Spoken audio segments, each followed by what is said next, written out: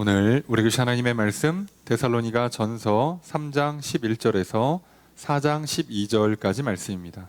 한 절씩 교독하겠습니다.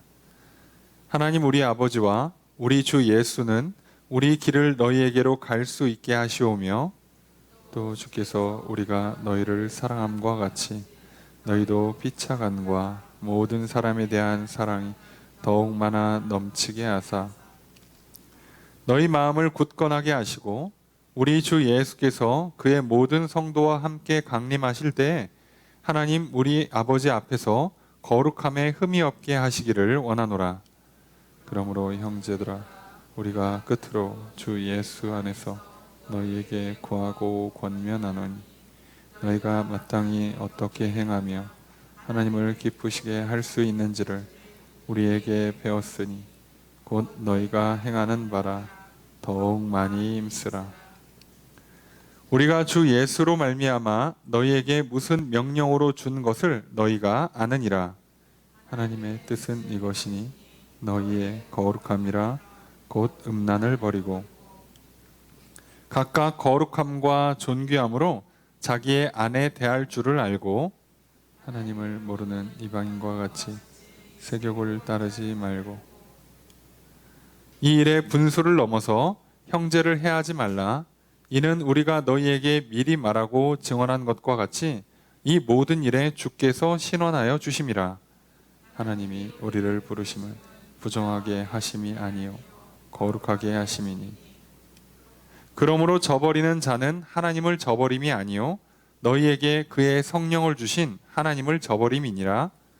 형제 자녀는 너희에게 쓸 것이 없음을 너희를 자신이 하나님의 가르침을 받아 서로 사랑합니다.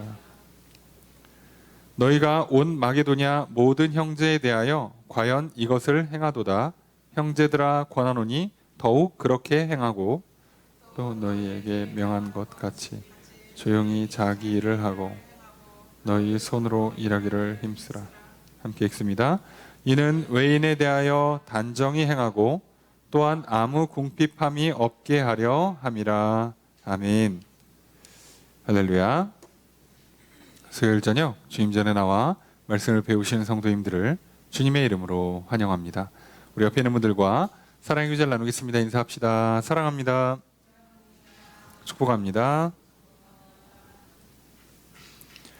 이 시간 주 앞에 나와 말씀을 배우시는 성도님들에게 주님의 크신 은혜가 함께 있기를 주의 이름으로 축복합니다.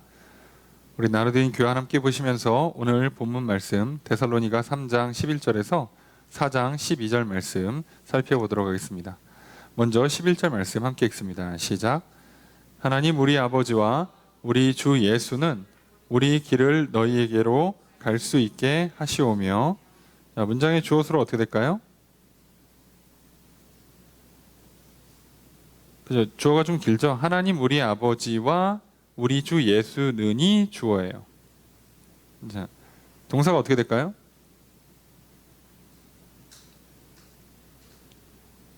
자, 이게 이제 이런 동사를 보통 희구형이라고 많이 표현을 해요. 희망을 담은 요구, 희망을 구하는 명사형인데, 그래서 말은 내가 원하는 건데 이제 실제로 문장은 저쪽에서 그렇게 해주기를 원하는 거죠. 그래서 하나님 우리 아버지와 우리 주 예수는 갈 수 있게, 그래서 번역할 때 많이 하는 게 하시오며 하소서 해주세요 라고 번역을 해요. 네.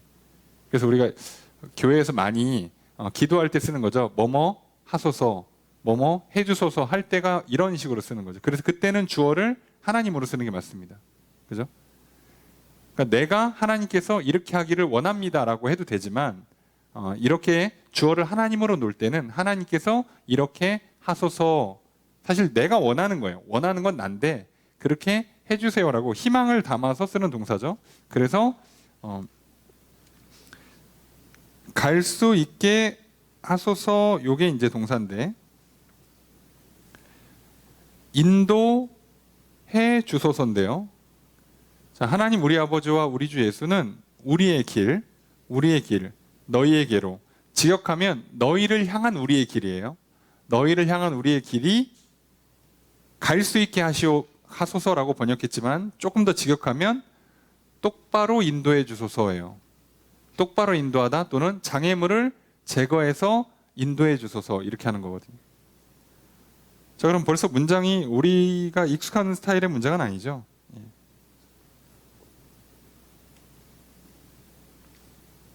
자, 그래서 여기 이제 장애물을 제거해 달라고 기도하는 건데요. 자, 이 기도가 간단한 기도인데 내용을 보면 굉장히 특이합니다. 두 가지를 포함하고 있어요. 첫째, 장애물이 있을 때 바울은 피하지 않습니다. 두 번째, 장애물이 있을 때 바울은 자기 힘으로 제거하지도 않아요. 그럼 어떻게 하라는 거야? 하나님께 기도합니다. 자, 피하든가 제거하는 게 우리가 익숙한 세상에서 생존을 위한 익숙한 방법이죠. 문제가 있으면 피하거나 그 문제를 뚫어내거나 해야 되는데 바울은 그렇게 하진 않아요. 바울은 지금 데살로니가 교회로 다시 재방문하고 싶어 하잖아요. 그게 데살로니가 교회에 3주밖에 있지 않았던 바울의 어떤 그 미안한 마음, 아쉬움, 바울의 사역에 있어서 사역을 좀 완성해야 되는 입장, 교회를 똑바로 세워야 하는 바울의 입장에서는 당연히 자기 사명에 충성하는 거예요. 일을 열심히 하는 겁니다. 우리로 치면은 자기 일, 맡은 바 책임을 다하고 열심히 일하는 거예요. 그런데 장애물이 있네? 피해서 돌아가든가 아니면 뚫고 문제를 자기 힘을 내서 뚫고 가든가 해야 될 거 아니냐고. 그런데 바울은요, 이 문제를 놓고 기도만 합니다. 뭐 인생을 이렇게 살면 어느 세월에 데살로니가 교회를 갑니까? 못 갈 수 있어요. 못 가도 됩니다. 이게 우리가 실수하는 게 여기 있어요. 자꾸 그 문제를 피해 가든가 뚫고 가야 된다고 생각해요. 왜요? 나는 데살로니가 교회를 가야 하니까, 가고 싶으니까, 가서 도와줘야 되니까. 자, 그런데 놀라운 건요, 내가 안 가도 돼요. 우리가 자꾸 이 생각은 없으니까, 이 생각이 빠져 있으니까. 자, 가끔 한번 생각해 보세요. 내가 정말 그 일을 해야 하는가? 꼭 해야 되는 일이 아닌 경우도 꽤 많아요. 내가 꼭 그거를 먹어야 되나, 입어야 되나, 마셔야 되나 한번 생각해 보세요. 꼭 그렇게 하지 않아도 되는 경우가 있어요. 그러니까 바울은 지금 하나님께 기도하는 가장 전제, 하나님이 인도하신다. 하나님의 인도하심은 선하다. 그래서 하나님은 항상 결과적으로 좋은 길로 인도하신다. 나는 뭐만 하면 돼요? 따라만 가면 돼요.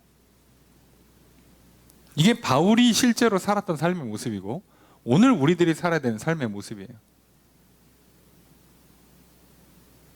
그러니까 무작정 피하는 것도 아니고 무작정 싸우는 것도 아니고 그때그때 뭐 하는 거예요? 기도하고 하나님의 뜻을 분별하면서 가면 돼요. 가려고 했는데 막혔어. 그러면 안 가고 내가 못 가니까 다른 사람 보내고, 또 가려고 하는데 막혔어. 그러면 안 가고 사람 바꿔서 다시 보내고, 그렇게 하는 거예요. 근데 열렸어? 그럼 가는 거예요. 아무 문제가 생기지 않습니다. 여러분, 오늘 우리들이 얼마나 교만하냐면 꼭 그걸 해야 된대, 꼭 그걸 사야 된대, 꼭 그걸 먹어야 된대, 마셔야 된대, 그걸 입어야겠대. 자, 여기서 우리가 대부분 하나님의 인도하심과 다른 길로 걸어가요. 그리고 그 결과의 대부분은 죄를 짓습니다. 그러니까 바울이 어떻게 이런 거의 완벽에 가까운 삶을 구해낼 수 있었을까를 생각해 보면 이 한 문장에서 다 드러나는 거예요. 아, 진짜 자기 인생을 맡겼구나. 돈에 대한 욕심, 명예에 대한 욕심, 자기 육신에 대한 욕망 다 버렸구나, 이 사람은.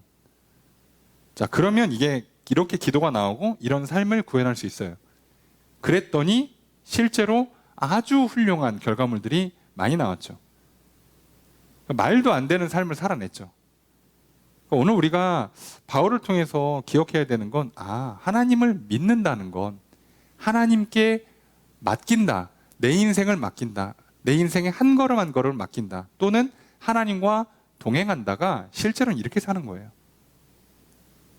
많은 사람들은 자기의 길을 막 뚫고 가려고 하는데 하나님 좀 와서 좀 도와달라고, 이게 동행으로 착각하는 경우가 있고요. 피해 가려는데 하나님이 좀 도와달라고 하는 걸 동행으로 착각하는 경우가 있어요. 아닙니다. 잔인한 얘기지만 군대를 가기 싫은 사람이 대부분이잖아요. 자, 군대를 가기 싫어. 그래서 군대를 조금 더 안 가거나 조금 더 쉽게 가기 위해서 이렇게 저렇게 시도를 해보죠. 그거 자체를 죄라고는 못해요. 근데 어떻게 하면 되냐? 했는데 안 돼. 그럼 막 휴하게 연장을 하고 뭐 해갖고 그렇게 할 필요가 없고요. 안 되면 그냥 가면 돼요. 해봤는데. 물론 제일 좋은 건 기도하고 확인하면서 할지 말지도 결정하면 더 좋은데, 모르겠고 난 하고 싶고 해보고 아니면 제대로 가면 돼요. 했는데 조금 쉬운 길이 열렸어? 그 길로 가면 돼요. 그걸 굳이 막 부모의 권력을 이용해서 편법을 써가면서 불법적으로 빼봐야 나중에 다 돌아옵니다. 고생합니다. 좋을 게 하나도 없어요. 자, 바울은 이걸 알고 있는 거죠. 이런 거에 싸울 필요가 없다는 걸 아는 거예요. 인생의 낭비를 여기다 할 필요가 없어요. 그래서 어떻게 하면 돼요? 기도 제목으로 삼고 기도할 때마다 구하는 거예요. 자, 그렇게 하는 겁니다. 우리의 인생을 맡긴다는 차원에서 이건 굉장히 중요한 문제예요. 하나님께서 자, 너희를 향한 우리의 길을 장애물을 제거해서 평탄하게 이끌어 주시기를 원한다예요. 우리 인생길을 이렇게 사는 겁니다. 내가 가려는 그 기본 목표가 있잖아요. 천국을 향해 가든 또 하나님 내게 주신 사명을 향해서 달려가든 가는데, 우리가 기도하는 건 그 길을 향해서 하나님께서 장애물을 제거해서 평탄한 길로 인도해 주시기를 구하는 거예요. 막혀서 못 간다 그러면 못 가요. 실제로 그 목숨 걸고 싸우는 거 좋은 거 아닙니다. 그거 그래봐야 아무것도 안 바뀌어요. 나 이 한 몸 불살라서 뭐 제도를 바꾸겠다, 죄송해요, 잘 안 바뀌어요. 제대로 바꾸고 싶으면 권력을 차지하는 게 빠르지 내 한 몸 불사른다고 안 바뀌어요. 그렇게 쉽게 바뀌는 거 아닙니다. 세상이 그렇게 한 사람 죽어서 바뀔 거였으면요 벌써 바뀌었어. 벌써 바뀌었어요. 걱정하지 마요. 여러분, 오늘날 사회적인 문제들요, 그 문제 때문에 얼마나 많은 사람이 죽어가요. 요즘 뭐 학교에서 보면 학생도 죽지, 그죠? 선생님도 죽지. 뭐가 바뀌어요? 제도 쉽게 안 바뀝니다. 근로자들 보세요. 공장에서 노동자 죽지, 뭐 그 기업가들 뭐 하다 문제 생기지. 그럼 제도가 쉽게 바뀌냐고? 쉽지 않아요, 여러분. 그래서 내 한 몸 불사를 필요가 없어요. 하나님께 물어봐요. 내 그냥 가는 게 맞습니까? 내 한 몸 희생시켜서 내가 순교자가 되는 게 맞습니까?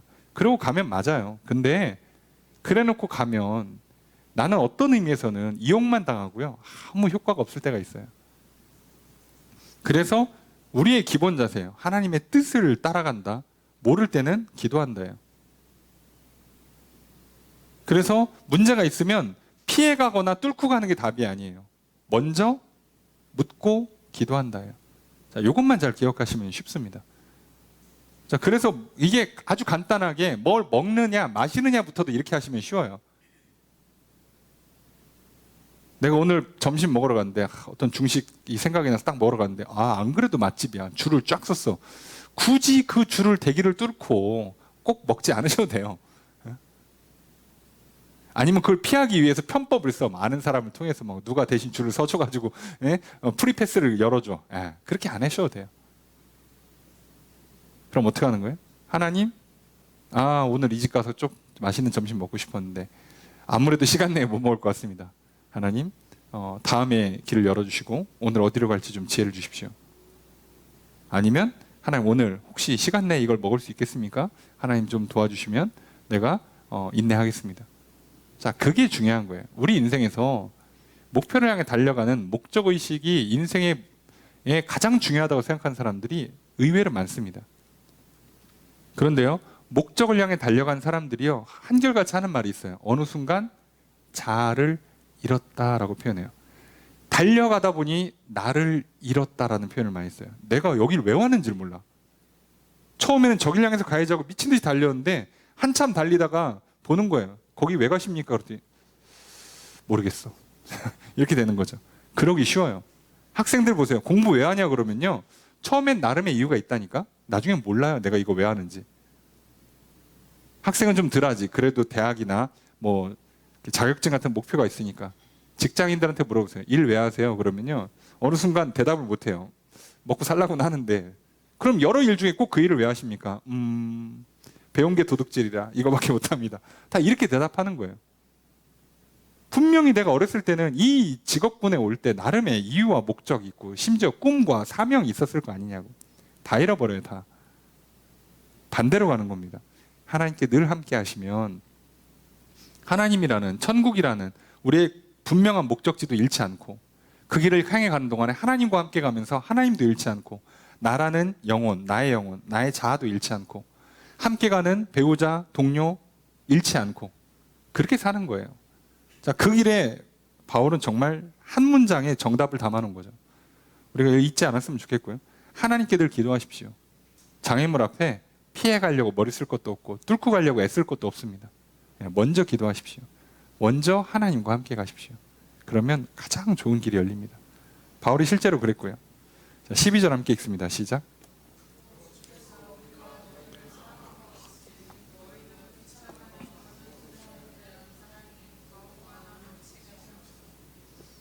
자, 주어서로 어떻게 될까요? 그죠? 주께서 이제 더욱 많아 넘치게 하기를 원한다. 그죠? 그래서 단어가 두 개예요. 더욱 많게 해주소서, 넘치게 해주소서예요. 자, 뭐가? 너희도 피차간 그리고 모든 사람에 대한 사랑이 더욱 많아지게 넘치게 해주시기를 원합니다. 그렇게 하소서라고 하는 거예요. 주님께서. 자, 사랑이 풍성해지기를. 바울이 지금 11절, 12절, 13절 세 가지를 기도하는데 기도하는 내용이 이거예요. 자, 똑바로 길을 열어주십시오. 사랑이 풍성해지기를 해주십시오. 자, 이렇게 기도하는 거죠. 자, 그리고 이 기도의 내용이요. 사실 성도들의 상태, 성도들을 위해서 해줘야 되는 기도의 핵심이기도 해요. 교회의 성도 간의 사랑이 풍성해지기를 기도하고요. 13절 읽습니다. 시작.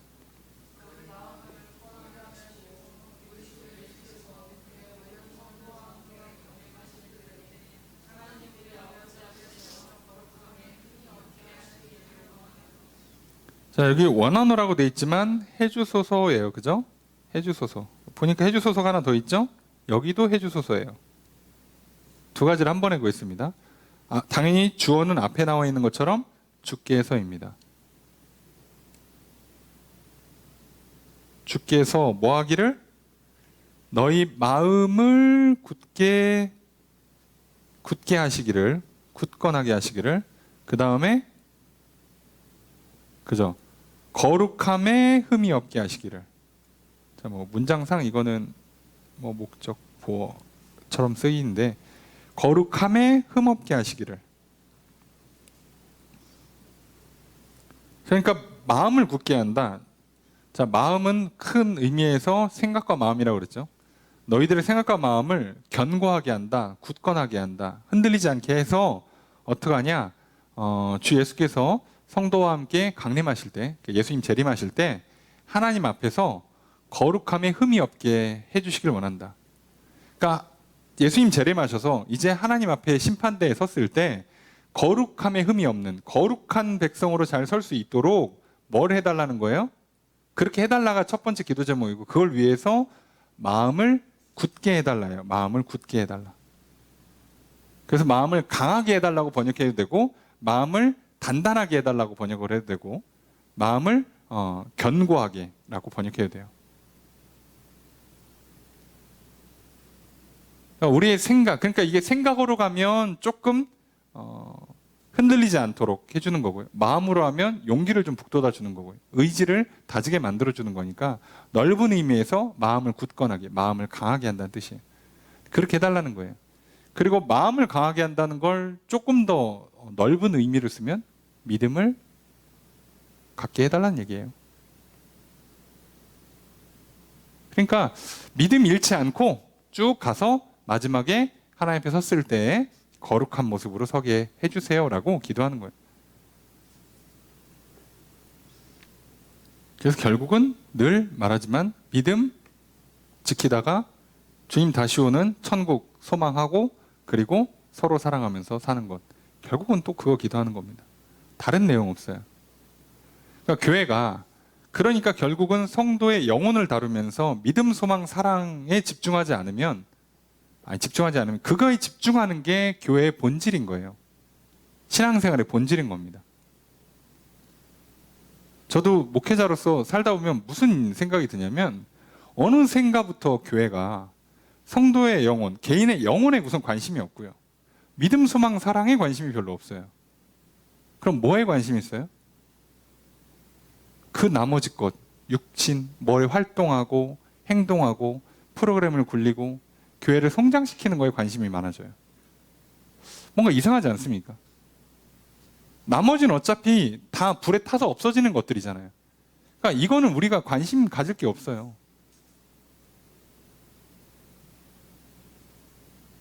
그러니까 이단일수록 심지어 막 헤어스타일과 복장까지 그 관심을 갖잖아요. 옷을 이렇게 입어라. 그냥 우리는 단정하게 해요, 단정하게. 그게 끝이에요.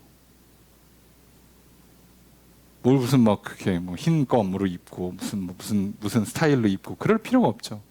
예. 거기는 아무 의미가 없는 애들이에요. 자, 그래서 바울이 기도해 주는 내용을 보면 정말 정확한 기도만 하고 있어요. 우리가 이 기도의 내용들이 오늘 나를 향한 기도, 그리고 내가 교회를 향해서 하는 기도의 제목 되기를 소망하고요.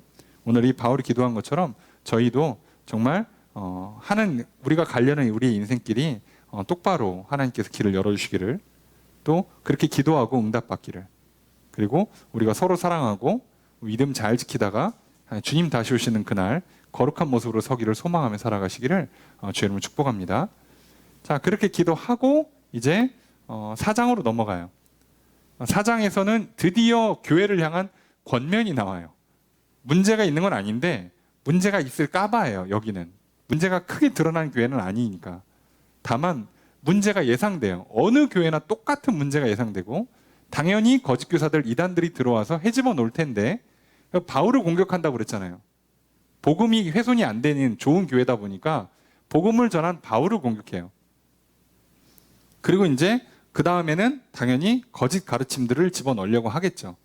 자, 그래서 바울은요, 거기를 상대해 줄 필요가 없어요. 아직 안 들어왔으니까. 그럼 뭐 하면 돼요? 자, 정답을 가르쳐 주고 그 정답에서 당연히 파생되는 오답들을 딱딱딱 찍어주면 돼요. 그죠? 정답이 이거니까 얘는 틀린 거야, 얘는 틀린 거야, 얘는 틀린 거야.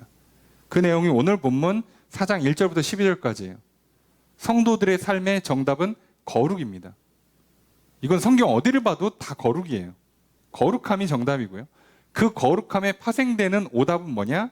음란, 음행, 간음, 그 다음에 게으름, 이런 거예요. 자, 요 내용들이 오늘 본문에서 다뤄질 겁니다. 그 내용을 먼저 살펴볼 텐데요. 1절의 첫 번째 문장 읽습니다. 시작.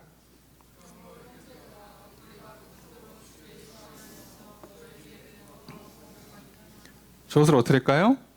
우리가 구한다, 권면한다. 요구한다예요. 요구하고 권면한다. 권면은 훈계, 격려란 뜻이고요. 요구는 요청이란 뜻을 갖고 있죠. 끝으로라고 되어 있지만 마지막으로라고 번역을 하는데, 이건 진짜 마지막인 뜻이 아니라 문장을 전하는 거예요. 우리도 아시죠? 누가 앞에서 연설할 때 끝으로 하면 끝이 아니에요. 한참 합니다. 그죠? 네, 말을 바꿀 때 쓰는 표현이에요. 근데 이제 정리된다는 뜻이니까 4장 5장까지 쭉 가는 건데요. 자, 이제 권면, 요구하고 권면하는 내용들이 뒤에 나온다는 얘기죠. 1절의 두 번째 문장 읽습니다. 시작.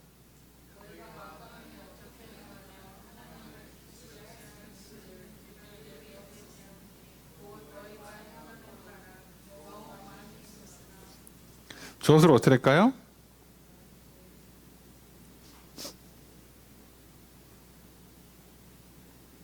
너희가 스스로?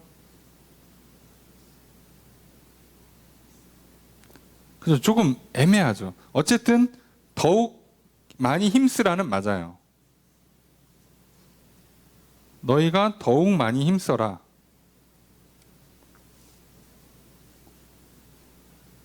뭐를 더욱 많이 힘쓰라는 거죠?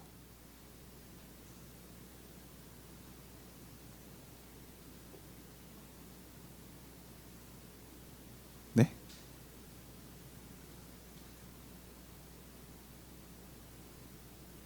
그죠? 여기서 살짝 문장이 깔끔하지가 않죠.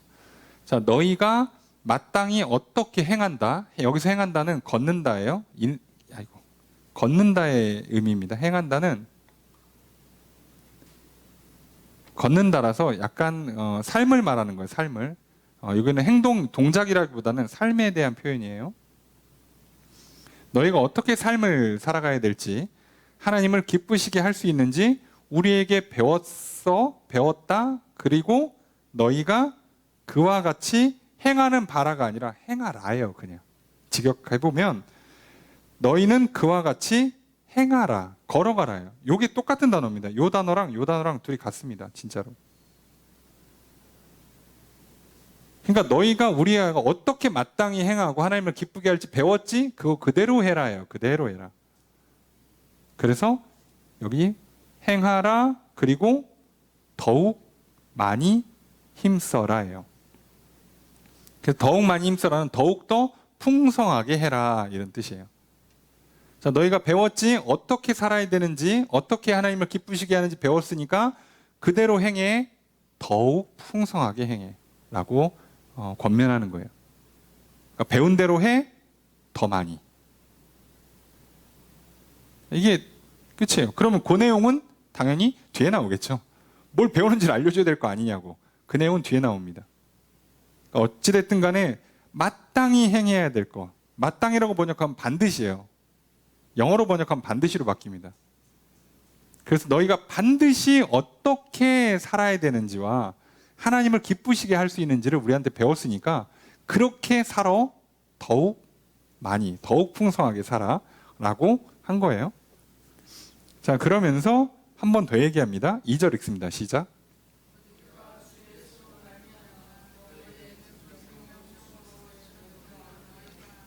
주어로 어떻게 될까요? 너희가 안다예요. 너희는 알고 있대. 뭐를? 그죠? 길게 써 있지만 우리가 너희에게 무슨 명령을 했는지, 그죠? 우리가 너희에게 무슨 명령을 했는지 너희가 안다예요. 근데 여기다 하나 덧붙인 표현이 있죠? 주 예수로 말미암아. 바울이 일행이 복음을 전할 때 자기들의 사상을 가르친 게 아니라 예수님 말씀 그대로 전한 거예요. 그죠? 예수님 말씀을 그대로 전한 거고, 그리고 그대로 살아라, 더 많이, 더 풍성하게 그렇게 살아라 라고 지금 얘기하고 있는 거예요. 그럼 그 내용이 뭔지 뒤에 나오겠죠. 그죠? 바로 그 내용. 예수님의 말씀대로 한 명령. 그래서 반드시 우리가 그렇게 살아야 되고, 그리고 앞에 써 있는 것처럼 그렇게 살아야만 하나님을 기쁘시게 할 수 있는 거. 그래서 너희는 그렇게만 해야 되고 더 풍성하게 해야 되는 게 드디어 나옵니다. 3절 읽습니다. 시작.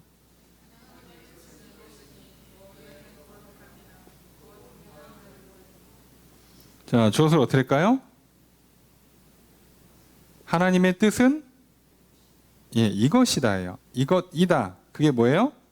너희의 거룩함. 그래서 직역하면 이렇게 돼요. 너희의 거룩함. 그러니까 너희의 거룩함이 이것이 둘이 같은 거죠. 같은 거죠. 그러니까 하나님의 뜻은 한 문장으로 합치면 하나님의 뜻은 너희의 거룩함이다. 이게 핵심이에요. 거룩함이 핵심입니다. 자, 이거 예수님이 가르쳐 준 거예요. 너희는 거룩하게 살아라. 그렇게 살아야만 하고 그렇게 살아야만 하나님께 기쁨이 된다예요. 자, 그럼 봅시다. 우리가 성경에 예수님께서 거룩한 삶을 살으라는 것 말고 다른 거 요구하신 게 있을까요? 내가 일주일에 몇 시간 기도하면 기쁘다. 내가 헌금을 몇 퍼센트 하면 기쁘다. 전도를 몇 명 하면 기쁘다는 안 써 있어요. 얘는 기준을 제시하는 게 아니에요. 사실 거룩함의 핵심이 사랑이라서 하나님 사랑, 이웃 사랑이거든요. 근데 세상 사랑과 좀 다른 거는 여기서 사랑이라고 말할 때 다른 건 두 가지 측면을 갖고 있어요. 거룩함은 공의와 사랑이라는 측면을 갖고 있고요. 이거를 하나로 합치면 헤세드예요, 사실은. 언약적 사랑이에요. 그러니까 말씀에 기반한 사랑, 계약에 기반한 사랑을 하는 것이 거룩이에요. 그래서 하나님의 계약을 이행하는 게 사랑이잖아요, 우리 입장에서도. 하나님도 계약한 대로 우리에게 베풀어 주는 것. 다른 거 없어요. 예수 그리스도 이름 부르면 우선 통과야, 만나줘요. 잘못했다 그러면 용서해 주는 거야. 죄가 얼마나가 있든지 간에 우선 씻어줘요. 그래서 지옥은 안 떨어지게 만들어주는 거예요. 주일날 설명드렸습니다. 벌은 좀 있어요. 훈련 좀 받아야 돼. 그냥은 안 넘어갑니다. 근데 제일 중요한 거, 원래 죄의 기본 속성 죽어야 되는데 얘는 어떻게든 빼준단 말이에요. 얘는 어떻게든. 하나님이 약속한 거고 무조건 지켜요. 그게 하나님 사랑이죠. 그 사랑을 구현하기 위해서 진짜로 이 땅에 예수 그리스도를 보내주신 거잖아요. 예수 그리스도가 사랑이죠. 그러니까 그 사랑을 받은 사람들은 이제 계약대로 어떻게 하는 거예요? 예수 그리스도 이름 부르고 용서받고 그래서 변화받아요. 그래서 이제 나도 뭐 하는 거예요? 변화돼서 내 안에 사랑이 들어왔으니 비로소 나도 하나님 사랑할 수 있어요. 그 얘기는 무슨 얘기죠? 나도 계약을 지킬 수 있게 된 거예요. 그 능력이 회복된 거라고. 그래서 뭐 한다고요? 계약을 지켜요. 그 계약이 뭔데? 십계명 이하 쭉 써있는 하나님 말씀들이죠. 그걸 거룩함이라 불러요. 자, 그러면 이거는 사실 데살로니가 교회처럼 잘하고 있는 훌륭한 교회는 설명을 더 할 필요가 없어요. 그죠? 그러니까 이 정답을 이미 잘 알고 있어서 정답은 알지? 거룩함 알지? 안 잊었지? 자, 혹시 이단들, 거짓 교사들이 와서 또 헛소리 할까봐 한 번 더 복습해 준 거예요. 자, 그리고 나서부터 이단들이 사기치지 못하도록, 거짓말하지 못하도록 오답을, 대표적인 오답 몇 개를 딱 깔아요. 자, 그게 첫 번째가 놀랍게도 음란입니다. 그래서요, 이단 구별하는 건 굉장히 쉬워요. 무조건 교주가 음란에 빠지게 되어 있습니다. 안 빠진 교주를 데려오시면 제가 여러분들이 크게 90도로 숙여서 사죄를 하도록 하겠습니다. 인류 역사에 음란에 빠지지 않은 이단은 없어요. 이게 어쩔 수 없습니다. 어쩔 수. 그러니까 이 성적인 타락, 일적인 타락, 그래서 파생되는 돈의 타락은 피할 방법이 없어요. 무조건 넘어갑니다. 그런데 놀랍게도요, 항상 하나님 사랑과 반대되는 세상 사랑의 핵심이 돈 그리고 이렇게 음란이에요. 참 특이하죠. 얘 피할 방법이 없어요. 자, 그래서 요거는 무조건 갈라지는 거예요. 같이 안 갑니다. 같이 안 가요. 그러면 이 음란의 문제, 자, 음란을 버리라라고 돼 있어요. 자, 버린다라고도 번역하고, 피한다라고 번역하고, 멀리한다라고도 번역하고, 뭐라고 번역해도 다 돼요. 예. 그러니까 음란인데, 여기서 음란은 간음, 매음을 뜻해요. 바람을 피거나 성매매를 하는 걸 뜻합니다. 여기서 말하는 거. 그럼 이거 왜 여기 써놓냐면, 오늘날의 음란은 약간 그 자유연애, 또는 뭐라고 표현해야 돼요? 저기 엔조이, 원나잇, 그럼 즐기는 거, 또는 약간 성매매 같은 걸 의미하지만, 이 당시에 왜 음란을 우리가 알고 있는 단어가 아니라 매음이란 단어를 써요. 여기서는 왜 그러냐면, 이게 이 당시 이단들이 갖고 있었던, 특히 이방 종교들이 갖고 있었던 가장 큰 문제, 신전 제사가 곧 음행이에요. 그리고 이들은 이 당시 문화는요, 무조건 로마의 시민들, 귀족들 되는 사람들은요, 부인 말고 무조건 첩이 있고요, 애인이 있어요. 이게 다 그러고 있어요. 그 시대는 그냥. 그래서 결혼해서 부인하고만 잠자리를 갖는다? 그럼 이미 이 사람은 티가 나요. 구분이 돼요. 왜요? 그렇게 한 사람이 아무도 없거든. 오늘날 대한민국에서 술 안 마셔봐. 티가 확 나요. 왜? 다 마시니까. 사회생활 직장생활 웬만하면 마시니까. 요즘 좀 덜하지. 왜? 저 이렇게 건강 문제나, 또는 애들 좀 성격 안 좋거나 정서적으로 좀 문제가 있으신 분들, 알코올 들어가면 여기 이렇게 그 약기운이 잘못 돌아서 좀 문제가 되신 분들이 있단 말이에요. 그래서 오히려 문제가 돼서 기업들이 좀 줄이는 것 뿐이지, 여러분 잘 생각해보세요. 술 안 마시는 사람 몇 명이나 있을 것 같습니까?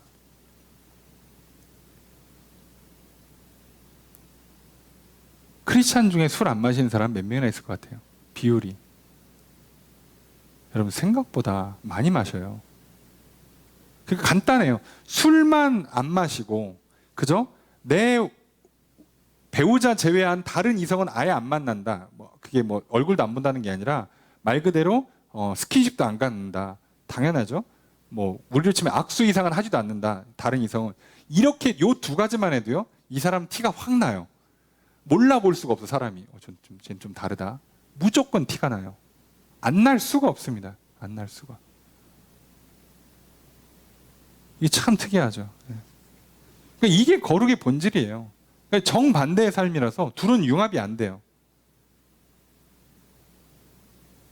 그걸 잘 보셔야 돼요. 이게 얼마나 심각한 문제인가. 그러니까 이게요, 종교적으로도 문제가 되고, 사회 문화적으로도 문제가 되고, 그죠? 또 육체적으로도 문제가 되고. 이게 무조건 갑니다. 음란에 무조건 여기에 당연히 술 같이 들어가게 돼 있고요. 그럼 술 들어가고 이성 만나는데 돈 들어가게 돼 있고요. 참 특이하지만 이건 예나 지금이나 변하질 않아요. 자, 그래서 이게 핵심이라는 거죠.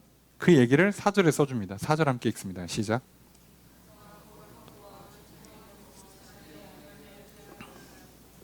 주어서 어떻게 될까요? 너희는이죠. 네, 명령문이니까 너희는 뭐하라? 그죠? 알아라. 알아야 한다예요. 알아야만 한다. 알고 있어라 라는 뜻이죠. 뭘 알고 있으래요? 요 내용 전부죠. 각각 거룩함과 존귀함으로 자기 아내 대할 줄을. 이 당시는 어쩔 수 없이 남성 중심이니까 그냥 배우자의 문제를 그냥 아내로만 치부합니다. 자, 거룩함과 존귀함으로 자기 아내 대할 줄을 알아라 이렇게 돼 있어요. 자, 그런데 원문에 보면 자기의 아내가 아니에요. 요거 단어가 그릇입니다. 그릇. 자기 배우자가 아니에요. 여자란 단어도 아닙니다. 그릇이란 단어예요. 자, 그래서 이게 해석이 크게 두 가지로 가요. 어떻게 가냐? 그릇은 어쨌든 사람의 몸을 상징하는 표현이기 때문에 그러면 이게 배우자를 상징할 수도 있는데 또는 자기 몸을 상징할 수도 있어요. 그러니까 결국 의미는 비슷한데 이게 일부러 이렇게 한 거예요. 무슨 말이냐면 무조건 배우자 문제만 있는 게 아니거든. 결혼 안 하신 분들도 계시고, 그죠? 이방 제사를 드려서 거기서 신전에서 술 마시면서 예배 드리고 이부 순서로 성관계하고 그것이 제의잖아요, 제의. 그게 제사라니까 놀랍게도. 예. 그러니까 그렇게 하는 거와 상관이 되는 사람이 분류가 여러 가지가 있다 보니까 조금 더 중의적인 표현이 되는 단어를 썼어요. 자기 그릇이에요, 자기 그릇. 그래서 아내라고도 해석이 되고 자기 몸이라고도 해석이 돼요. 그러니까 자기 아내를 대할 줄 알아라. 자기 몸을 거룩하게 존귀하게 대할 줄 알아라예요. 그러니까 거룩하게 다루어서 자기 몸을 존귀하게 가치 있게 만들라는 얘기예요. 그러니까 내 몸을 가치 있게 만들려면 내 몸을 거룩하게 쓰라는 뜻이에요. 그 마찬가지죠. 그리고 자기 배우자를 가치 있게 만들기 위해서도 자기 배우자를 거룩하게 대하라는 얘기예요. 얼마나 가치 있어요. 그죠? 나는 평생에 다른 이성을 안 봐. 너만 볼 거야. 나한테는 제일 가치 있는 사람. 서로 이렇게 하는 거죠. 네. 나는 하나님께서 지으신 거룩한 성전되는 가치 있는 인생, 그러니까 내 몸을 함부로 굴리지 않을 거야. 자, 이게 두 가지 표현이 다 되는 겁니다. 그래서 거룩함과 존귀함을 붙여서 써줬어요. 그러니까 당시 상태가 얼마나 안 좋은지 아시죠? 예. 그런데 옛날 얘기하기에 뭐한 게 오늘도 만만치 않아요. 오늘도 만만치 않습니다. 야. 그러니까 늘 미쳐 돌아가요. 늘 미쳐 돌아갑니다. 음주, 가무, 음행은 인류 역사에서 피할 수가 없어요. 왜요? 우리 영혼에 하나님을 향한 믿음, 소망, 사랑이 식으면 무조건 육체의 욕망을 따라가게 돼 있어요. 여기에는요, 무조건 당연히 술 그리고 이성, 성적인 문제 무조건 따라와요. 이건 피할 방법이 없다는 거 아세요? 그러니까 둘 중에 하나예요. 둘 중에 하나고. 그래서 우리는 선택의 문제인 거지 적절히 비율을 맞춰서 타협한다. 어림도 없습니다. 그 싸움이라는 걸 기억하셔야 돼요. 그래서 5절은 좀 더 세기를 박죠. 5절 함께 읽습니다. 시작.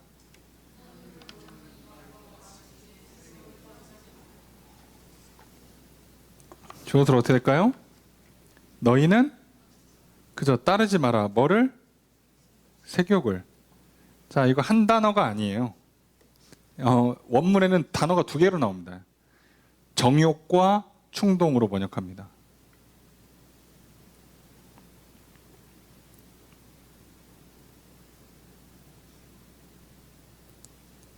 그래서 이게 이제 그 욕구와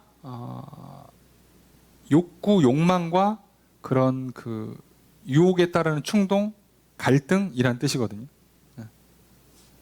자, 이게 같이 있어요. 둘 다 나쁜 의미로 쓰거든요. 나쁜 의미로. 성경에서는 나쁜 의미로 쓰는 건데 이걸 두 개를 다 붙여버립니다. 자, 이런 거 빠지지 말라고.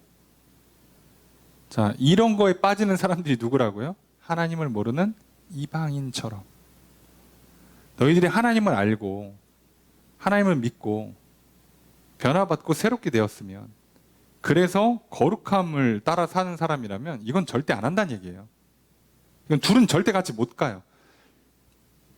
정욕과 충동에 빠져서 성적인 타락을 하고 있다. 이 사람은요, 거룩함이 전혀 없어요. 그런데 주일날 교회를 왔으니 좀 그나마 조금 거룩이 요만큼이라도 있는 거 아닙니까? 아니, 없는 거예요. 그냥 같이 갈 수가 없어요. 같이 갈 수 있는 길이 애신앙초 아니에요. 그래서 이건 아예 대놓고 씁니다. 자, 게다가 조금 더 설명을 하죠. 6절 읽습니다. 시작.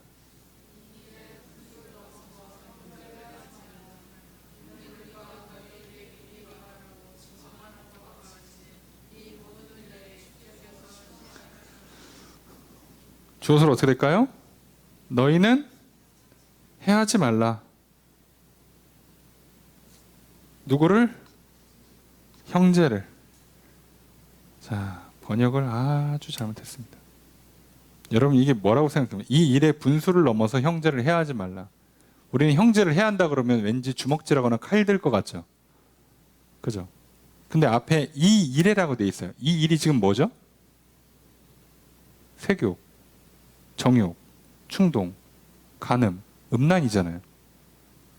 이 일을 칼 들고 합니까? 그죠? 뭔가 이상하죠? 그렇게 하면 안 되는 거예요.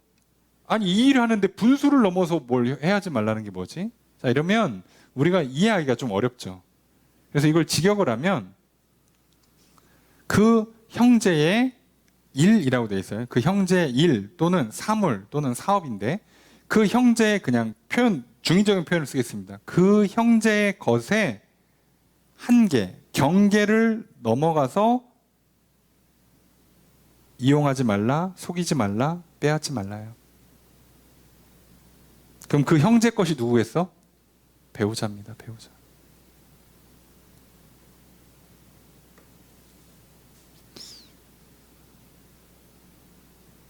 형제 가정의 그 울타리 한계를 넘어가서 그거 속여서 빼오지 말라는 거예요. 속여서 빼오지 말라. 그 얘기를 이렇게 하면 못 알아듣잖아요. 그런 의미로 전혀 이해가 안 되죠. 아무리 읽어도 그런 의미라고 상상조차 안 되죠. 예, 직역하면 그렇게 나와요. 그리고 다른 버전들은 다 그렇게 성경을 써놓습니다. 우리가 읽고 있는 그 개역 성경이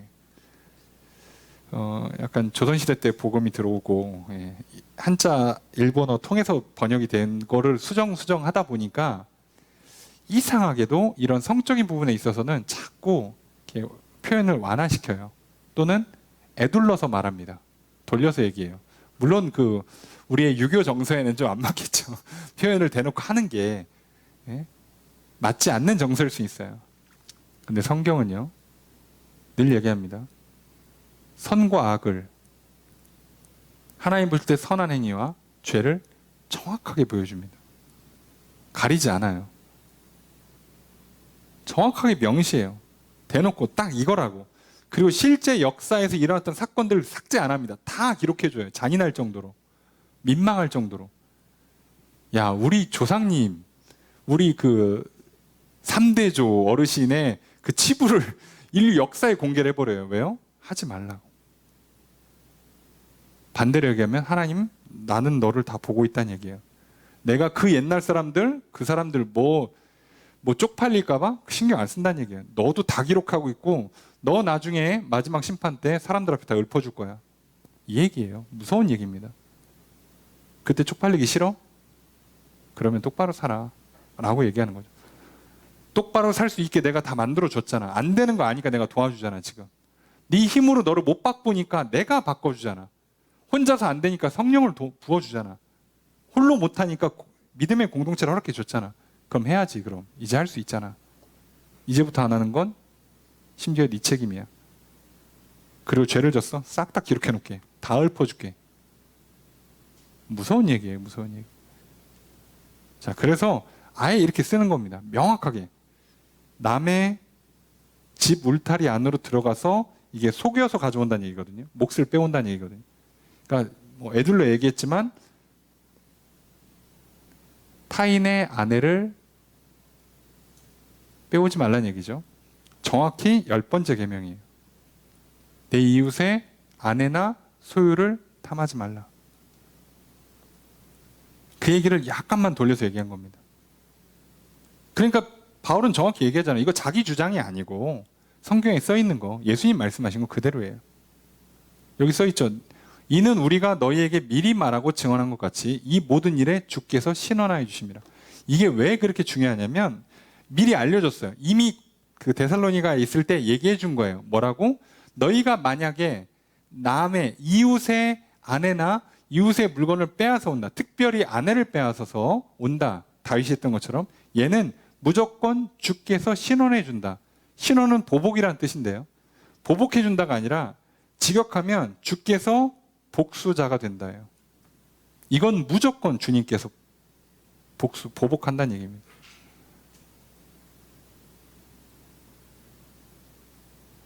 얼마나 무서운 얘기인지 아시겠죠?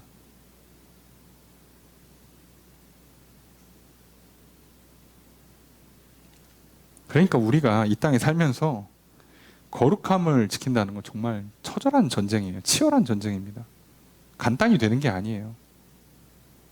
쉽지 않습니다. 그리고 생각보다 많이 죄를 질 거예요. 그러니까 우리가 얼마나 겸손히 무릎 꿇어야 되고 얼마나 하나님 앞에 용서를 빌고 또 날마다 새롭게 변화를 받지 않으면 이 싸움은 아예 이길 수 없는 싸움이라는 걸 알고 시작해야 돼요. 적당히 되겠지? 이미 진 거예요. 죄송한 표현인데 못 이깁니다. 못 이겨요. 게다가 사람 무섭죠? 나이가 들면 더 심해져요. 이게 젊은 사람이 심할 것 같죠? 여러분 뭐 대학생들 뭐 젊은 청년들 뭐 맨날 뭐 자기들끼리 뭐 사귀었다 헤어졌다 뭐 그 양다리 걸치고 뭐 하니까 무슨 뭐 동물의 왕국이니 그러지. 여러분 중년의 세계는 더 무섭습니다. 여기가 진짜예요. 여기가 진짜. 예? 뭐 노인들은 괜찮을 것 같아요. 노인 좀 가보세요. 예? 여기도 정글이지. 돈 많고 예쁘고 잘생기면 역시나 나이 들어도 똑같다니까. 그 나이에 뭐 하나 싶은데요. 여러분 보세요. 저기 등산 가시고 어르신들 그렇게 이제 단풍철이잖아. 벌써 뉴스 나오죠. 예? 휴게소에서 갑자기 테이블 피고 술 마시고 왜 그러시는 거야? 왜요? 아까 얘기했잖아요. 술이 들어가야 된다고. 그래야 버스에서 좀 놀지. 이분들은요, 산에 가기 전에 이미 놀아야 돼요. 산에 갔다 오는 길에 놀아야 되고. 이분들은 운동 삼아 우리나라의 명산들을 탐방하시는 게 아니잖아요. 예? 기억하셔야 돼요. 이게 얼마나 어려운 문제인가.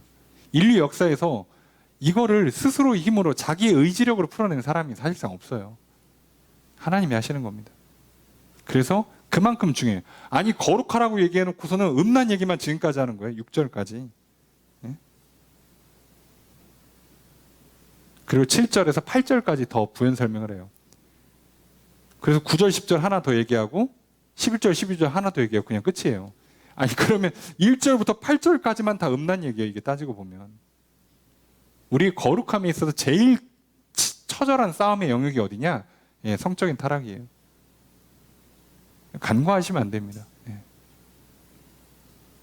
가장 어려운 문제, 가장 심각한 문제가 그거예요. 자, 7절 함께 읽습니다. 시작.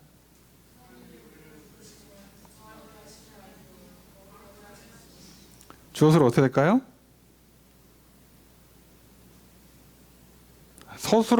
서술어가 안 나오죠. 잘 생각해 보세요. 자, 주어는 하나님이 뭐 하셨다? 부르셨다예요. 우리를 부르셨다. 부정함이 아니라 거룩함으로예요.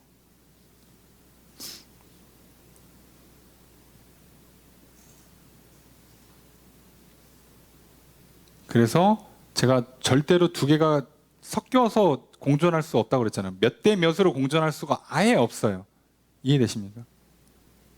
다윗의 성적인 타락은 우리의 아내 밧세바를 범한 건요, 아예 거룩함이 끝난 거예요. 자, 그 문제에서만큼은 하나님께서 어떻게 해요? 바로 심판이에요. 바로 심판. 이거는 보복한다고 그랬잖아요. 이건 가만히 안 냅둡니다. 다른 곳과 다르게 유독 이건 심해요.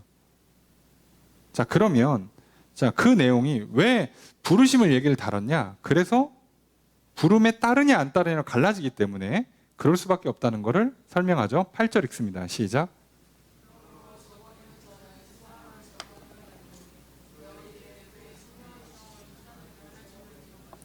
주어서로 어떻게 될까요? 그죠? 저버리는 자는, 저버리는 사람은 뭐다?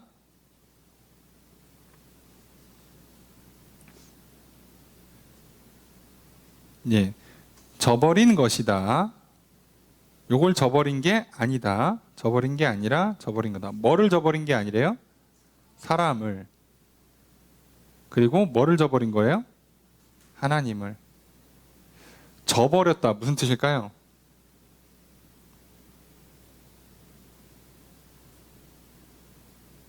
우리는 요즘 잘 안 쓰는 표현이니까. 저버렸다. 뭐라고 익숙한 표현으로 바꾸면 뭘 것 같습니까? 부르셨다와 연결해서 쓸만한 단어가 뭐가 있을 것 같아요? 부름을 거절한 거예요. 거절한다는 뜻이에요. 거절한다, 부정한다, 무시한다예요. 거절로 보시면 되죠. 자, 그러니까 우리가 늘 말씀드리는 하나님 말씀을 어떻게 하는 거라고요? 영접, 받아들이고 믿고 따르는 거나 아니면 거절, 외면, 왜곡, 부정하거나 둘 중에 하나밖에 없어요. 말씀의 일부만 받는다는 건 불가능해요. 왜요? 아니 이미 결과가 거룩과 부정으로 갈라져요. 음행을 하냐 안 하냐로 갈라지는데 어떻게 음행을 뭐 반만 해? 일주일 중에 하루만 음행을 해요? 그건 음행을 한 거예요, 여러분. 그렇잖아요. 물건 하나 훔쳤으니까 일주일 하루만 도둑질하고 나머지 6일은 도둑질 안 했으니까 나는 7분의 1만 도둑질하는 사람이 아니라 도둑이죠. 그냥 그 한순간에 작은 거 하나를 훔쳤어도 도둑이죠. 그냥 뭐 고민할 게 없잖아요. 그러니까 공존이 안 되는 거예요. 자, 하나님께서 거룩함으로 불렀어요. 거룩하라고 부른 거예요. 우리를 구원하신 목적이 거룩함이에요. 거룩한 존재로 살으라고. 나는 너를 그렇게 만들었는데 타락해서 문제가 생겼으니까 회복시켜 줄게. 그러니까 이제 다시 거룩한 존재로 살아. 그래서 이 땅에서 거룩하게 살다가 영원히 나와 함께 살자라고 하시는 거예요. 그렇게 불렀는데, 그런데 이 정반대에 되는 가장 첫 번째가 음행인데, 음행에 빠졌다? 넌 거절한 거예요. 거절한 겁니다. 다른 뜻이 아니에요. 근데 더 큰 문제는 이 음행에 빠지지 않도록 하나님께서 어떻게 하셨을까요? 여기 써 있죠? 그에게 성령을 주신, 너에게 그의 성령을 주신 하나님께서 예수 그리스도를 받아들이고 용서받고 변화받은 사람들에게 성령을 보내주신단 말이에요. 근데 그걸 거절한 거예요. 그러니까 하나님을 거절했다는 건 하나님 보내주신 성령을 거절했다는 거고, 그러고 그럼 예수님께서 용서하시는 구원을 거절하는 거고, 삼위일체를 토탈 다 거절했으니 이 사람은 그냥 거절한 거예요. 그래서 거절했으니 계약이 파기입니다.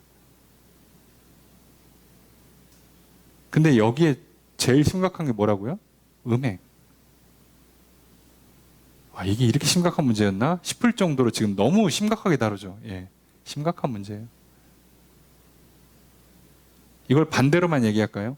이걸 제대로 해서 내 사랑이 그 성도 사랑, 이웃 사랑 말고 내 배우자를 향한 사랑이 내 배우자 한 사람에게만 집중됐을 때 얼마나 좋고 아름다울까? 나가 하나님을 향한 사랑이 오직 하나님에게만 집중됐을 때, 다른 신들이 아니라 오직 하나님께만 집중됐을 때는 얼마나 좋고 아름답길래 이외에 다른 건 아예 없는 거예요. 공존이 안 돼요. 이게 끝입니다. 그만큼 좋은 대신에 틀어지면 완전히 망가지는 거예요. 이렇게 만들었어요, 하나님께서. 이게 우리에게 정말 중요한 문제입니다.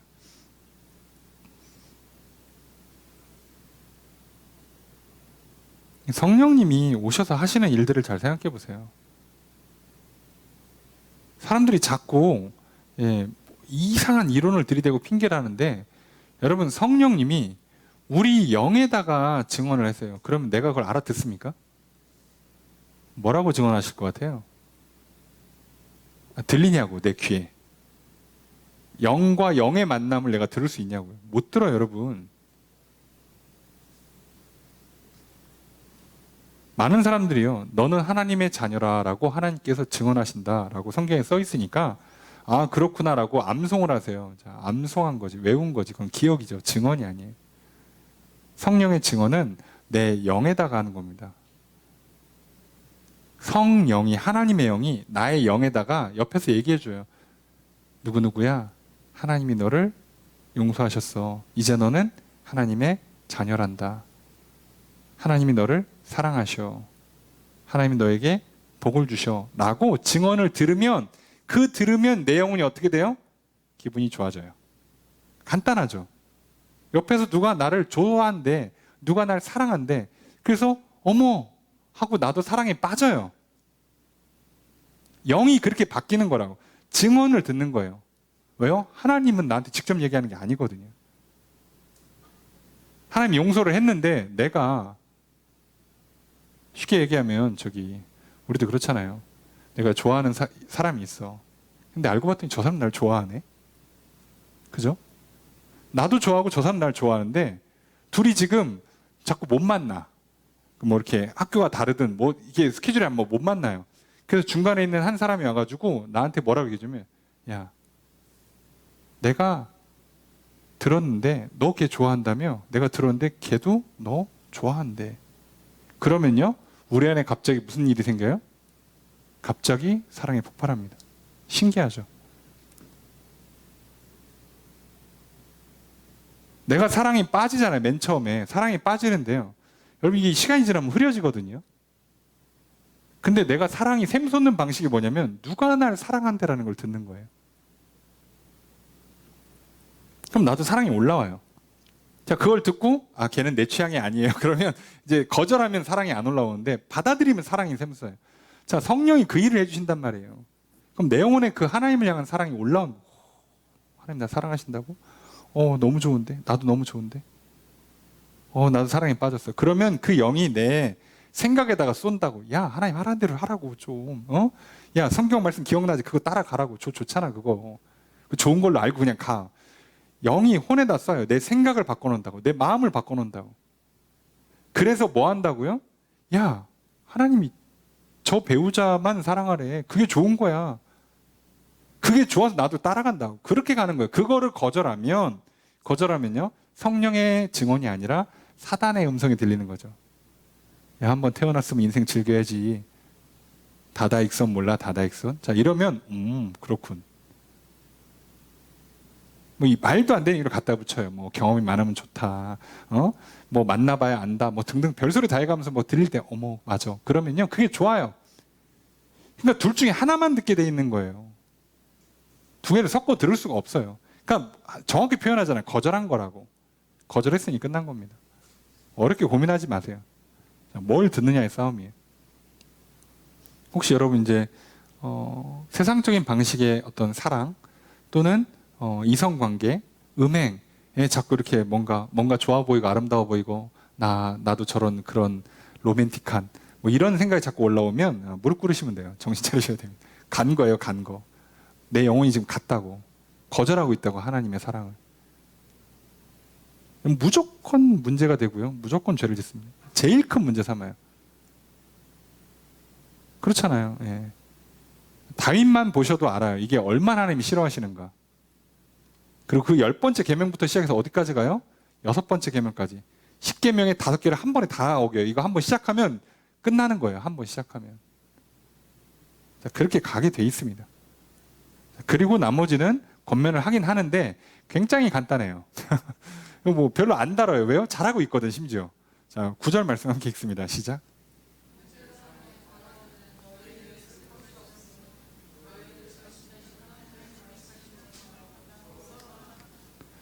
자, 주어서는 어떻게 될까요?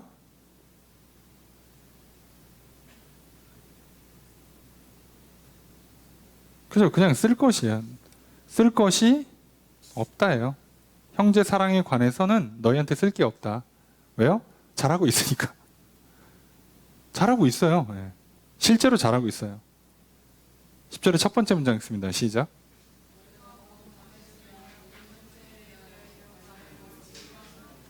주어서 어떻게 될까요? 너희가 행했다. 뭐를? 이것을. 이게 뭐예요? 형제사랑. 마게도냐의 온 마게도냐 전역에 있는 모든 형제한테. 그러니까 이건 교회한테만 한 게 아니에요. 실제로 했어요. 10절의 두 번째 문장 읽습니다. 시작. 주어서 어떻게 될까요? 자, 주어는 내가 권한다. 여기는 주어가 딱 정해져 있죠. 내가 권한다. 뭐 하라고? 더욱 그렇게 해라. 더욱 풍성하게 해라. 아까랑 똑같은 말이죠. 더욱 풍성하게 해라. 잘하고 있어. 더해. 특이하게도요. 잘하고 있는데 잘하고 있으니까 그만해라는 얘기를 안 합니다. 자, 왜 그럴까요? 원래 달리는 말이 채찍질하는 거라고, 더 열심히 하라고 하는 거라고. 아니요. 여러분, 사랑은요, 말 그대로 끝이 없어요. 그래서 더 해도 돼요. 지금 잘하고 있으면 된 게 아니라 더 할 수 있어요. 사랑은 정도 또는 밀도를 더 높일 수 있다니까요. 나는 지금 오로지 하나님 사랑, 배우자 사랑, 이웃 사랑밖에 없는데, 다른 생각이 별로 없는데요. 잘하고 있어요. 근데 그 정도를 더 높일 수가 있다니까, 특이하게도. 그게 가능해요. 그래서 이거는 더 하라고 권면하는 거예요. 더 하라고. 더 해라. 자, 거룩함에 관한 우리 영혼의 상태를 좋게 만드는 하나님 사랑, 이웃 사랑에 관해서는요, 이게 한계가 없어요. 리미트가 없기 때문에 더 하라고 얘기합니다. 여기서 이만하면 됐다라는 얘기는 성경에 안 나옵니다. 사랑에서는 이만하면 됐다가 없어요. 항상 더 하는 거예요. 그리고 분명히 사람이기 때문에 어딘가는 부족함이 있을 수 있어요. 그거를 경계하는 것도 있지만, 역시나 풍성히 하라고, 계속해서 정진하라고 얘기하는 거예요. 자, 그렇게 하고 있고 잘하고 있으니까요. 자, 그 다음에 세 번째 내용을 다뤄줍니다. 11절 함께 읽습니다. 시작.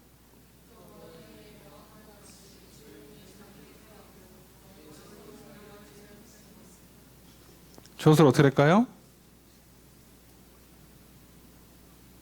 그래서 너희는이에요. 명한 것처럼 돼 있지만 결국 너희는 뭐하라? 네? 일해라예요. 일해라.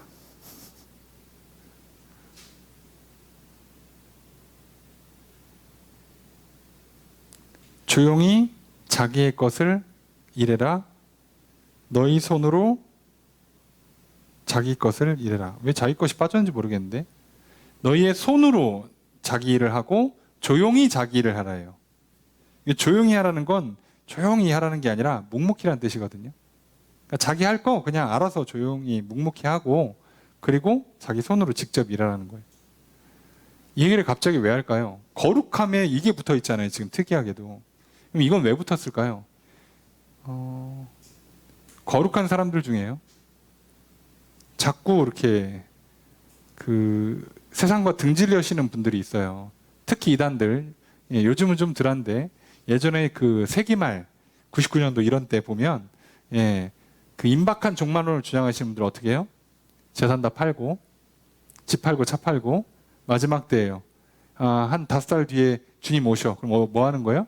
지금 우리가 먹고 살고 그런 거 할 때가 아니라는 거예요. 뭐 해야 돼요? 복음 전하다가 주님 오시면 그때 하늘나라 가야지. 그럼 어떤 분들은 뭐라고 합니까? 나는 이제 직장 때려치고 전도만 하면 살겠습니다. 아니요, 직장을 다니시면서 전도를 하시면 돼요. 직장이 너무 일이 바쁘면 직장을 조금 한가한 걸로 바꾸시면 돼요. 왜 그러냐면 뒤에도 나오겠습니다만, 자, 일을 안 하면 두 가지 문제가 생겨요. 하나는 개인적인 재정적인 문제가 생겨요. 개인의 재정의 문제가 생기니까 개인도 힘들고 그 개인이 포함된 공동체도 힘들어져요. 가정이나 교회가 같이 힘들어집니다. 또 두 번째 문제는 일을 안 하고 그러면 외부 사람들, 세상 사람들이 손가락질합니다. 저게 뭐요? 왜 저렇게 살아? 이렇게 돼요. 그러니까 여러 번 말씀드린 것 같은데 우리가 사랑을 행하려면 마음만으로 되는 게 아니라 능력이 필요하다고 그랬잖아요. 항상 모든 일에는 의지, 의도, 마음도 있지만 능력도 있어야 되는데 사랑을 행하는 능력도 사실상 대부분 돈으로 해요.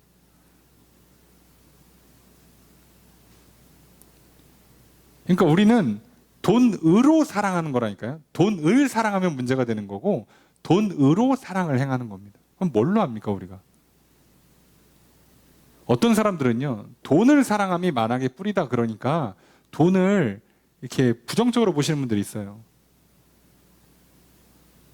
그럼 돈 없이 어떻게 일을 합니까? 예수님도 세금 낼 건 다 냈다니까요.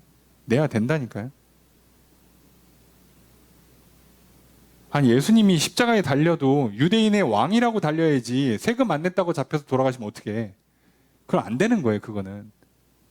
그래서 이거는 말이 안 됩니다. 근데 이상하게도 2000년 전이나 지금이나 똑같이 생각하는 사람도 있어요. 예수 믿고 은혜가 너무 충만해서 나 이제 직장 때려치고 전도하러 다녀야겠습니다. 선교사가 돼야겠습니다. 하시라고 직장 다니면서. 선교사 그냥 나가면 힘드시니까 직업 갖고 가시라고요.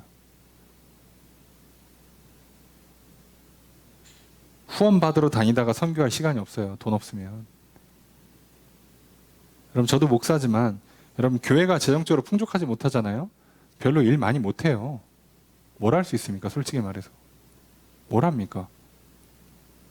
저희 교회가 뭐 가난한 이웃이나 가난한 교회 얼마나 도와줄 수 있어요. 지금 우리도 가난한데 우리도 빠듯이 돌아가는데 어떻게 도와주냐고 현실적으로. 우리는 월세 안 내고 그냥 빚져? 그렇게 되는 게 아니잖아요. 그러니까 여러분 일을 하는 게 맞아요. 근데 이상하게 일을 하는 걸 터부시하거나 일하기 싫어하거나 사단이 자꾸 이렇게 속여요. 그리고 그거는 지금도 동일하게 속는 사람들이 있어요. 왜 그런지 모르겠어요. 일을 안 하려고 해요. 자, 이게 교회에서도, 그러니까 신앙적으로도 문제지만 현실적으로도 문제예요. 자꾸 일을 안 하려고 한다고 사람들이. 뭐 주식 돈 벌고 연금 잘 해놓고 나서 일을 안 하려고 한다고. 아니요, 우리는요. 이 땅에 사는 동안에 선을 행하기 위해서라도 사랑을 베풀기 위해서라도 일을 해야 된다고. 어떻게든 일을 한다고 생각하세요. 죽을 때까지 일을 한다. 그게 꼭 뭐가 아니더라도 일을 한다라고 생각하셔야 돼요. 일을 하지 않는다라는 생각이 머릿속에 들어오셨다. 자, 지금 뭔가 속고 있는 겁니다. 잘못 가고 있는 거예요.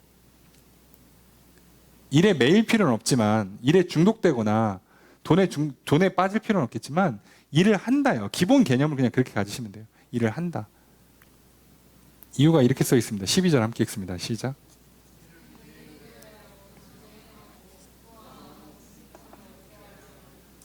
주어로 어떻게 될까요? 이건 정확하게 목적이기 때문에 이것은 뭐뭐 때문이다예요. 뭐뭐 하려 하기이다. 이유가 두 가지 나왔어요. 첫 번째 뭐예요? 외인에 대해서 단정하려고. 두 번째 아무 궁핍함이 없게 하려고. 자, 외인에 대하여 단정하다. 외부인한테 단정한 모습을 보이려고 하기 위해서란 뜻이에요.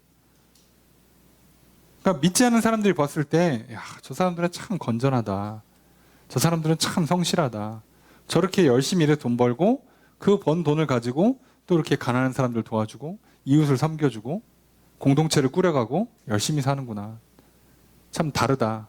자, 그렇게 보여주는 게 첫 번째 목적. 두 번째는 궁핍함이 없게 하려고. 여러분, 한 사람이 굶으면요, 못해도 4명, 5명이 붙어줘야 되거든요. 간단치가 않아요. 여러분, 내가 한 사람 세금 내서 은퇴하신 분 한 사람 연금을 못 만들어주잖아요, 현실적으로. 그럼 오늘날도 지금 몇 사람의 사람들이 일을 한 그 연금이 노인 한 사람 부양하냐면 못해도 4명, 5명 붙어야 돼요. 못해도. 근데 문제는 인구 비율이 깨지면 일해서 부양하는 사람보다 그 사람들을 통해서 부양을 받아야 되는 은퇴한 노인들의 숫자가 더 많아지면 현실적으로 가능하냐고. 한 사람이 이래서 노인 둘을 어떻게 부양해요? 나 먹고 살기도 힘든데. 그래서 고령화 사회가 되면 꼭 무슨 문제가 터져요? 노인들이 일을 해야 됩니다. 당연한 거잖아요. 당연한 거죠. 부양이 안 돼요. 현실적으로. 이게 가장 잘 돼 있는 북유럽도 그리고 프랑스 같은 나라도 지금 이게 다 깨지고 있어요. 고령화되면서. 될 것 같지? 안 돼요, 여러분.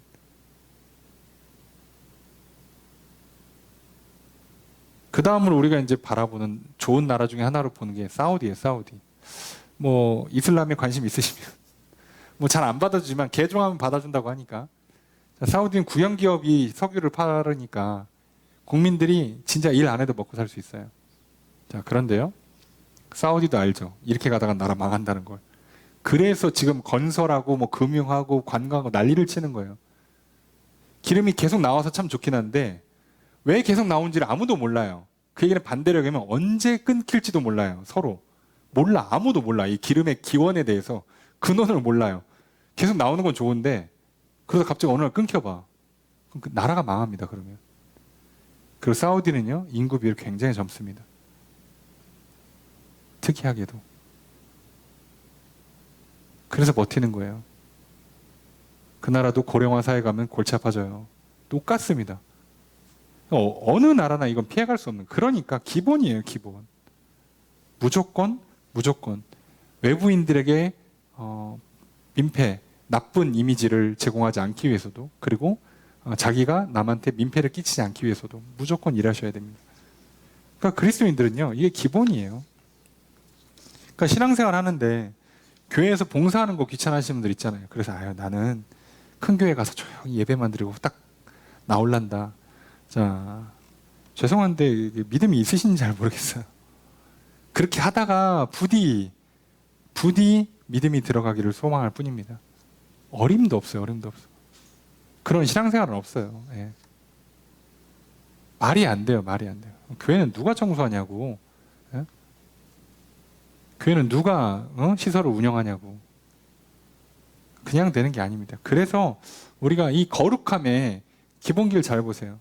자, 아내 사랑, 형제, 이웃 사랑. 이웃 사랑하기에는 성도 사랑이죠, 정확히는. 뭐 이웃 사랑을 넓게 보면 주변 이웃까지 가는 거, 짧게 보면 형제, 성도님들 사랑하는 거. 그리고 자기 일 사랑하는 거. 이게 거룩한 삶이래잖아요. 이게 깨지면 거룩함이 깨지는 거라잖아. 자, 배우자와의 관계, 형제 자매, 성도와의 관계, 그리고 내가 하는 일과의 관계가 깨졌다. 그럼 우린 거룩함이 깨진 거예요.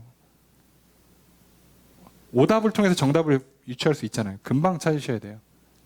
자, 그러니까 지금 내 영혼에 이 바른 길을 잘 가고 있는가를 보시려면 내가 배우자와의 관계가 어떤가, 내가 형제 자매들, 성도들과 이웃들은 그냥 그래도 조금 멀리 가고 형제 자매들, 성도들과의 관계가 어떤가, 그리고 내가 일을 지금 어떻게 하고 있는가, 이것만 보셔도 금방 우리의 영혼의 상태를 파악할 수 있습니다. 그리고 참으로 데살로니가 교회는 그래도 잘하고 있어요. 잘하고 있는데 바울은 여기다 뭐라고요? 더 풍성하게, 더 많이 라고 하고 있다고요. 여러분, 잘하고 계신다면 더 많이 하십시오. 혹시 잘 못하고 계시다면 먼저 다시 나의 영혼의 거룩함을 회복하도록, 하나님과의 화목한 관계, 하나님과의 사랑의 관계가 다시 회복되도록 먼저 하나님 앞에 예수 그리스도를 통해서 나가셔서 용서를 비시고, 용서를 받으시고, 변화를 받으시고, 성령 충만을 받으시고, 그래서 다시 이 거룩함의 삶, 성령 충만한 삶 살아가십시오. 그렇게 살아가신다면 풍성하게 살아가십시오. 그게 오늘 우리가 이 땅을 살아가는 이유고 목적이고 그러라고 하나님 우리를 구원하신 겁니다.